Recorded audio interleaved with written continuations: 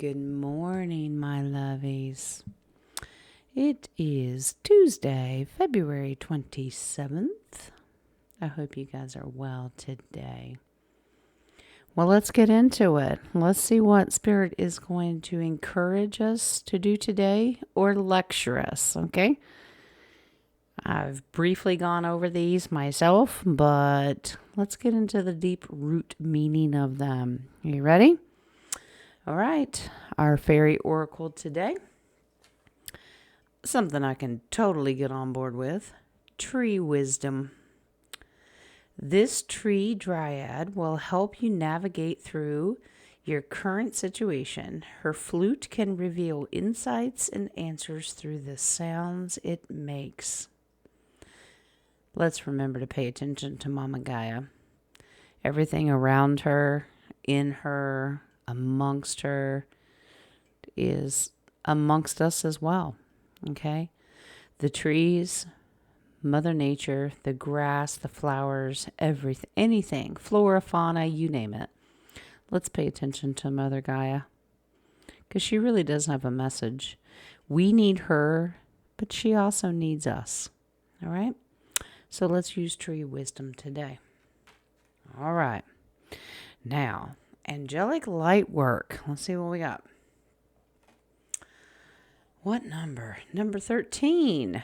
Not a bad number. So if anybody out there thinks that the number 13 is evil, wicked, and a bad curse, no, it is not. 13 means love.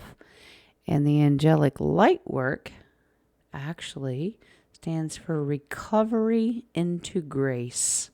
Beautiful. You see that heart and all those beautiful colors? Consider that your aura. All right. Let's see what it says. From the sudden ending of a career to the unwanted finish of a relationship or the devastating act and aftermath of suicide, a loss can test the capacity of our hearts to remain open with compassion. Wow, they hitting us hard already. I'm not even done yet reading it, but wow, that's heavy, heavy duty stuff.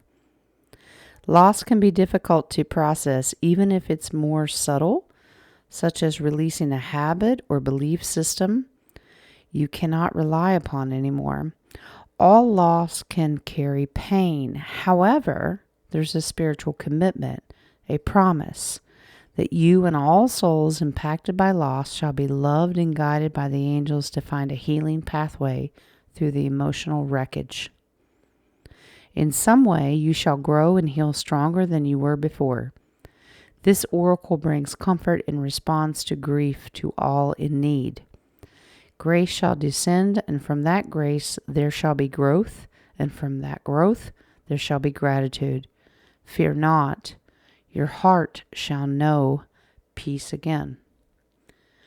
Now, I could preach for an hour or more about loss, and it comes in all different forms. Very minor to the major big stuff. Like they said, suicide, massive loss. One of the things that our collective is going through right now, I think, is very important. First of all, we're disconnecting to a lot of things that do not serve us any purpose anymore. Whether that be the worldly things or very personal things. Maybe it's a disconnect from people that can't connect with you anymore. They are determined to stay inside that 3D matrix, stay in the bounds and the constraints of the slave system. And we cannot stay here with them. We have mercy and grace, and we have compassion for them. We as empaths struggle with this. If you've lost someone recently, physical death, that's what I'm talking about, by their own hand or by natural circumstances, or let's just say jabberdo. I'll say it. I'm not afraid to say it. Death is going to be a very big part of life. It always has been. It's going to be a part of something that people start to recognize. Loss is a huge part of life. Let's remember that we have to recover from those pains. And one of the things that we're doing on my channel is going and deep diving into new knowledge. It's new knowledge to us, but it's old knowledge to Gaia, the Creator, our offworlders, whoever you want to include into that. This is old knowledge, but it's very new to us. But as we gather this information, it is a massive loss to our psyche, to our emotional state, to our spiritual beliefs. It's like somebody came up and punched us in the throat. It really, truly is. How are we going to handle it? We're going to handle it with mercy and grace the best we can. Are we going to come out swinging sometimes because it really upsets us? Of course. You wouldn't be human if you didn't. Take it one step at a time. One big, deep breath at a time. You can't do it overnight. Nobody can. Nobody can. We ain't Yeshua. We ain't the Creator. That's not going to happen. Take a deep breath and take it one step at a time. Give yourself a little mercy and grace. All right? Now, moving on to the Mystical Shaman Oracle, we have number 48 today, and that is the Sorcerer. Ooh, sounds spooky, the Sorcerer. Well, let's see what it says. This is the source of dark power. Ooh, maybe it is spooky. The sorcerer represents the destructive aspect of the human psyche and the self-centered behavior that harms others. It symbolizes the unconscious beliefs and ideas that foster separation, conflict, and scarcity. Well, this is the ideal card of humanity's state right now. Sorry about the camera. Turn it back around. Sorry. I'm not editing that. It's life. But as far as the deep state, they are the master sorcerer. They've done it all along. But what they failed to realize is that our power, our energy, our light source that we have, the divinity that's inside of us, overrides it. If they're the source of dark power, we flip that and realize and accept the fact that we are the source of light. You have a divine creator. You have Father, you have Mother, you have Yeshua. Whatever name you want to put on that. We're not going to split hairs here, and we're not going to get into a religious battle. That's not what this is about. If you are connected to the divine, you cancel out all that dark power. We do not accept, look around the world at all the things that are going on right now. Divide and conquer. Split them by race. Split them by financial status. Split them by sexuality and identity. Split them by everything that you possibly can, but always cause division. Well, we are here to say, first of all, we're sick of it, and we're fighting back. I won't go on to a preaching tangent, I promise. I am capable, but we're not doing that. We take a deep breath, another deep breath, and go, yeah, I see you. I see you. I see the division you're starting. But we all know that beautiful phrase, and it was actually said to me. Thank you, Nadia, for reminding me. Yeah, divided we fall, united we stand. Did we forget that part? Not only here in the U.S., but that's for humanity as a whole. If we can't get together and realize that we are the divine light, darkness will overshadow us. We can't give them that power. All right? So be aware of the sorcerer. All right. The secret language of light oracle today is number 20. It says soul writing. I thought, ooh, who's writing a book today? Actually, let's see what it says. We become the stories that we tell. You are the author of your story. Write one that inspires you and doesn't let anyone else command the pen. Physical reality is temporary. It is forever changing from one moment to the next. The events and experiences of your life are multi-dimensional living art. Remember when King had that question about multi-dimensional sections of our brain? Multi-universes? It's no different. It's living art. It's living, breathing, and it's very fluid. It's constantly changing. Well, their purpose and form will shift as your perception of them does.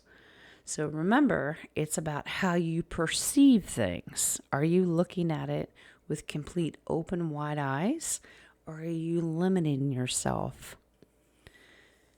All right, you can view and adjust any stories from your past, present, and future. Let go of justifying or analyzing the events that become your stories. Lift yourself into a new way of seeing them. Look at the card and imagine you are the angel rising and connecting to the soul light at the top of the pyramid.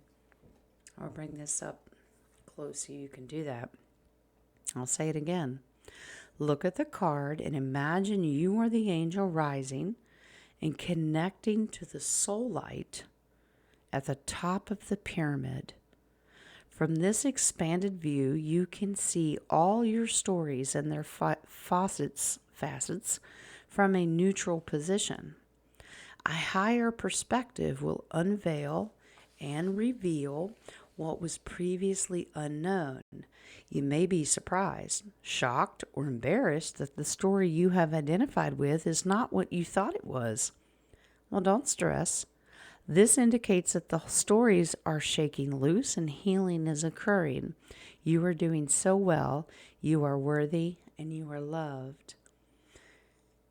Remember that old phrase, everything in hindsight?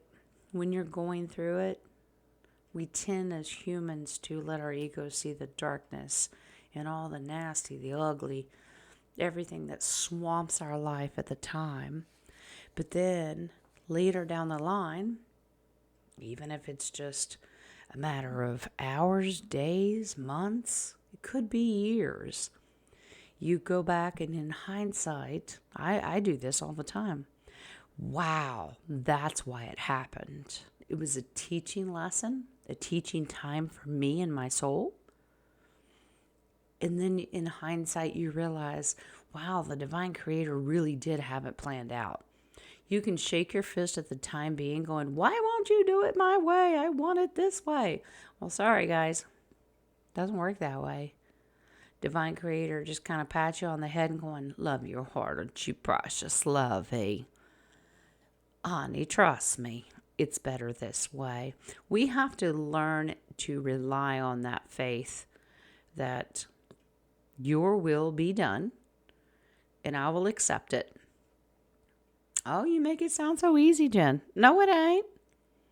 I'm not bullshitting you. I ain't here to do that.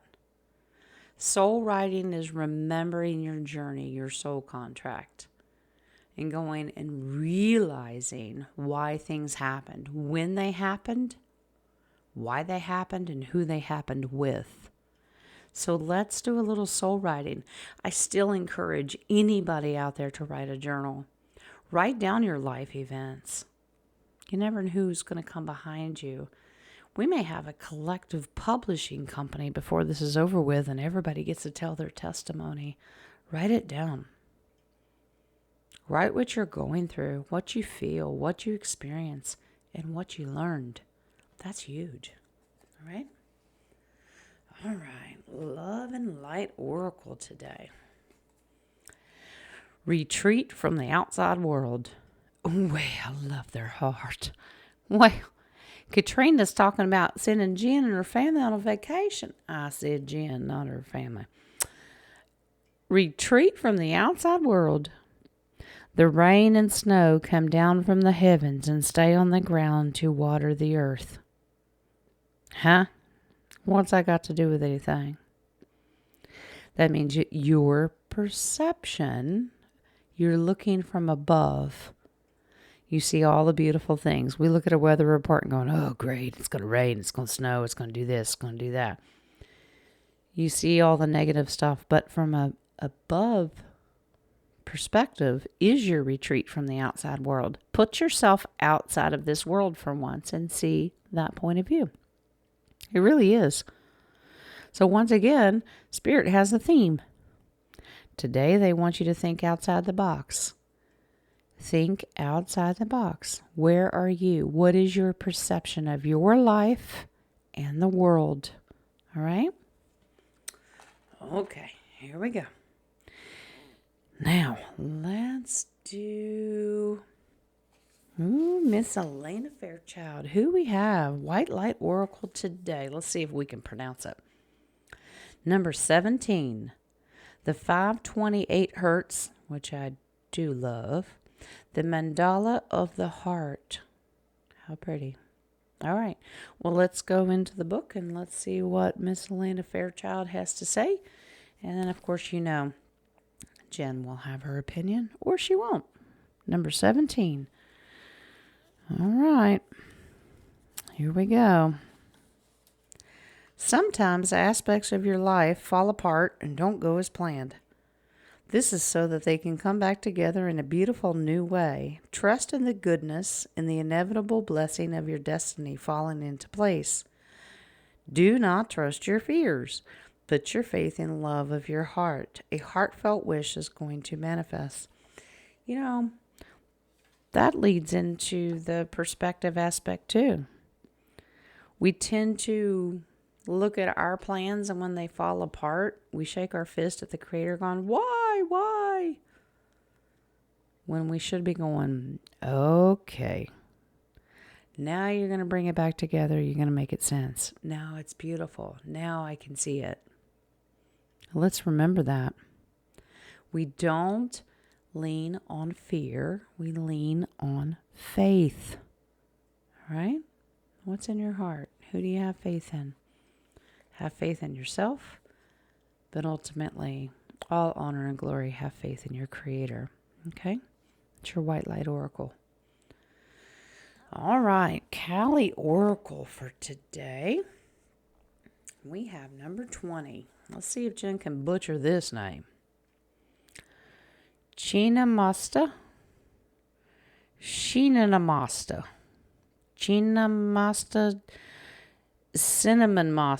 All right. What we got? And why is your head coming off? Good grief, who's decapitating her? What in the world? All right. Well, let's go take a peek. You can read. I don't need to pronounce it correctly. Redneckness can work too. Chinamasta. All right. Let's go find out what this means. What in the world? Why does she look like somebody beheaded her?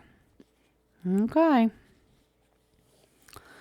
All right, number 20. Sacred severance. Well, now I know. Somebody severed her head. Sacred severance is her radical grace. That's a new way of looking at it. She is our soul's power to shed and survive, to outgrow and evolve. When the soul needs to separate itself from that on which it once relied, be it a view of ourselves or the world, or a group or belief system that cannot support the truths of the heart, she's the capacity, sovereignty, and courage required for self-liberation. Systems of oppression within your mind and your world will be overcome. You have the power to sever your attachment to the past and focus on inner regeneration, reorientation, healing into a path that is worthy of your heart. Once again, look how beautiful Spirit is connecting it all. Your perception of everything going to crap and falling apart is actually not the Creator's perception. It's in hindsight that we get our enlightenment. This has to happen. Now, if we could get a grip on that and start to see the enlightenment before the answer is given, we've got a grip on the outcome. Now, if you don't see it that way, that's okay. You do you, boo. But our perception is always focused on the doom and gloom, and that didn't work out. I didn't get my way. Nothing ever works. And then in hindsight, we're going, okay, all right, I'll give it to you. You were right. When are we going to stop doing that? This is a learning process. In all these cards, Spirit is beautiful about, I just pull these cards at random, but they all have a sense of connectiveness. This is a hive mind, so to speak, but let's not think negative. Spirit uses each of these oracle decks to speak to us. So let's get out of our box.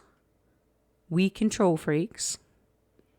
We that shake our fist when something doesn't go our way. We take a deep breath and go, okay, all right. And we start relying more on our faith instead of our fears. Okay? Now I pulled one tarot card from Shiro Marchetti's deck, and I actually pulled the Three of Swords. Three of Swords is about heartache and disappointment. It can be a physical heart problem, but this generally means that we've received knowledge that absolutely breaks our heart. And many of us are going through that right now. We are growing. We are receiving knowledge.